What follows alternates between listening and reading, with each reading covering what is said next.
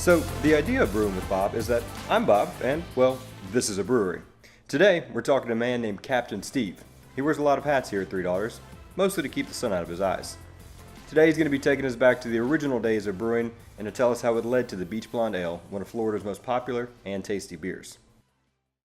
All right, so this is Captain Steve. He is the production manager here at $3, but more importantly, you've been here since day one. Yes, sir. And really, you could almost say day negative, however many hundred before that. Yeah. You were part of the process when this flagship beer sort of started its evolutionary process. Beach Blonde Ale, and if we can get a little thing right here, producer, that'd be really cool. We got Beach Blonde Block Party coming up this summer, so check that out. Should be a good time.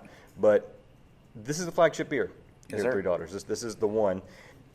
I love the story of how the brewing here sort of came to be. If you could give me the quick version of how did $3 Brewing sort of get started? One day he says, Mike wants us to learn how to make beer. And I'm like, okay. He's like, Ty says, I went and bought a kit. Like your 100% Mr. Beer, do it at your house kit.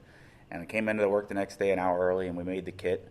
And I say, how long till we can drink it? He says, 2 weeks. I'm like, well, that's too long. Go get another kit.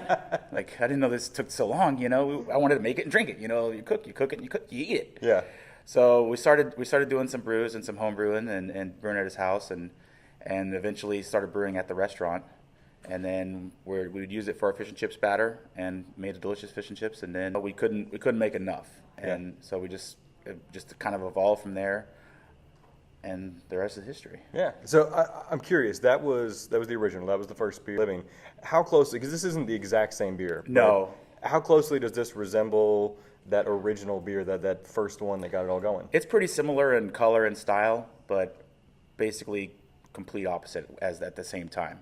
Their beer had completely different base malts and grains and different hops, and so this is a same color, same idea. You know, nice light, beach beer, but completely brand new recipe when we started here. And over the course of the past 5 years, it itself has evolved somewhat, as we get different hops or something in and learned how to use our brew house more efficiently. We're constantly changing the recipe, changing things up to be more efficient and put out a better product. I dig it. Well, cool. It's a fun history to me. I think it's funny. I like the way you guys say it sometime. When you were cooking, you were following a recipe. When you're brewing, you're following a recipe. Pretty much. You're just putting the ingredients together, and now, 5 years and some change later, $3 Brewing is going, and Beach Blonde is the number one seller. Right on. Cool. I enjoyed it. Hey, appreciate you guys hanging out. Thanks for talking with me. Sure. Hope I didn't keep you too long. Nope. I know a busy man with brewing to do, so we'll catch you next time. All right, Bob.